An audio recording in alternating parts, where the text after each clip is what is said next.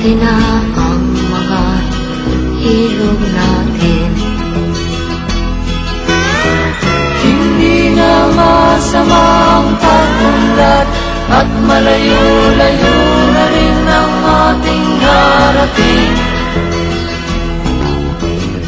Ngunit masdan mo ang tubig sa dagat, dati kulay asul, ngayon'y naging itim. Ang mga duming ating ikinalat sa hangin, sa langit, wag